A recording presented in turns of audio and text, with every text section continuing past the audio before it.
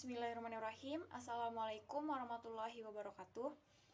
Yang terhormat kepada Bapak Zedi Mutakim MPD dan teman-teman sekaliannya. Di sini saya akan mempresentasikan hasil makalah kewarganegaraan dengan judul Geostrategi Indonesia. Sebelum lanjut materi, saya akan memperkenalkan diri terlebih dahulu. Saya atas nama Gina Modatul Aini dari kelas 2A PGSD dengan NIM 2020A1H011. Baik, langsung saja ke materinya. Yang pertama itu ada pengertian geostrategi. Geostrategi berasal dari kata geo yang berarti bumi. Secara cermat, kondisi geografis Indonesia terletak pada persilangan dan berbagai aspek kehidupan yang secara objektif menjadi pertimbangan mendasar. Seperti contoh, ditinjau dari geografi Indonesia itu terletak di antara dua benua dan dua samudra, yaitu benua Asia, Australia, dan Samudra Hindia Pasifik. Strategi diartikan sebagai ilmu dan seni menggunakan segala kemampuan sumber daya untuk melaksanakan kebijaksanaan yang telah ditetapkan. Geostrategi adalah salah satu strategi dalam memanfaatkan kondisi geografis negara dalam menentukan kebijakan, tujuan dan sarana untuk mewujudkan cita-cita, proklamasi dan tujuan nasional. Geostrategi Indonesia memberi arahan tentang bagaimana merancang strategi pembangunan dalam rangka mewujudkan masa depan yang lebih baik, aman dan sejahtera.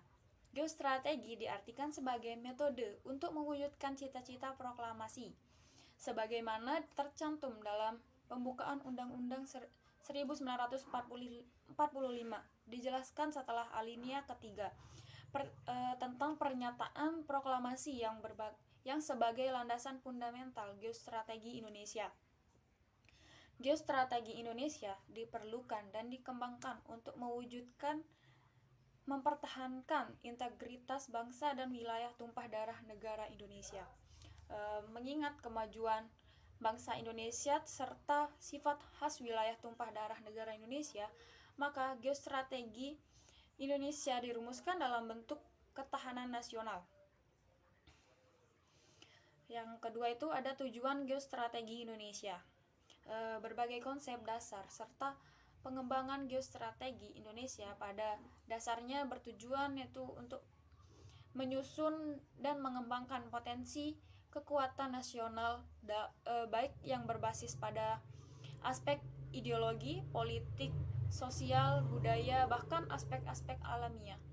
Hal ini untuk upaya kelestarian dan eksistensi hidup negara dan bangsa dalam mewujudkan cita-cita proklamasi dan tujuan nasional.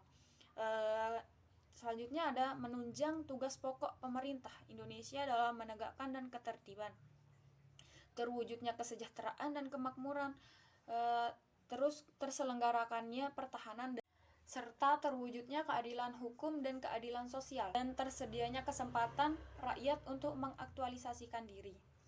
Yang selanjutnya yang ketiga ada sifat-sifat geostrategi Indonesia. Yang pertama itu ada bersifat daya tangkal.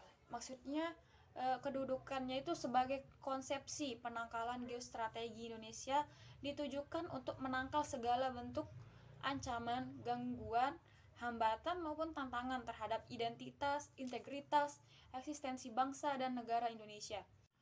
Yang kedua itu ada bersifat developmental atau perkembangan, yaitu perkembangan potensi kekuatan bangsa dalam ideologi, politik, ekonomi, sosial budaya sehingga tercapai kesejahteraan rakyat.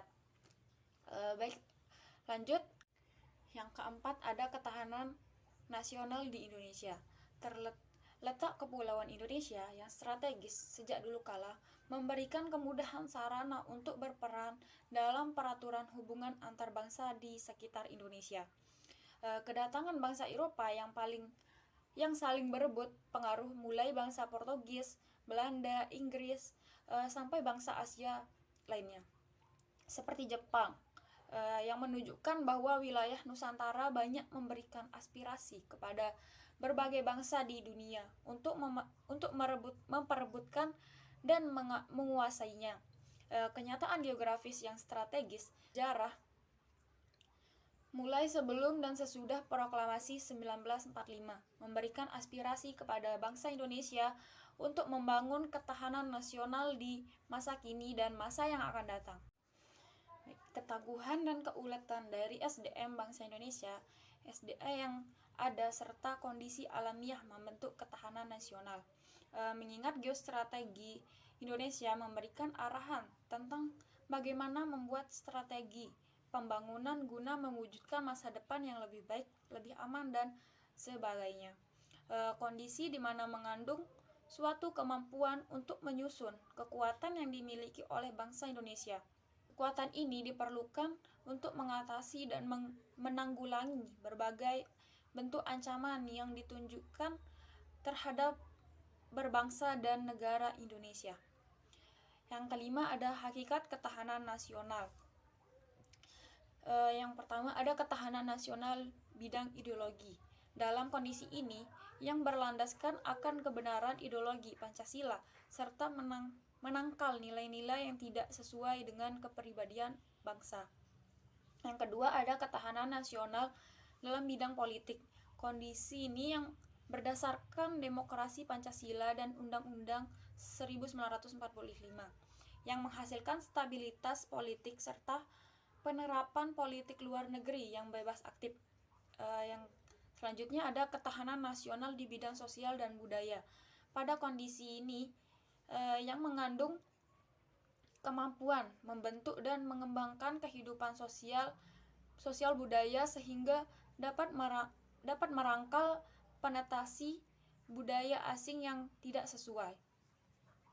Terus ketahanan nasional bidang ekonomi, yaitu kondisi yang mengandung kemampuan memelihara stabilitas dan kemandirian ekonomi.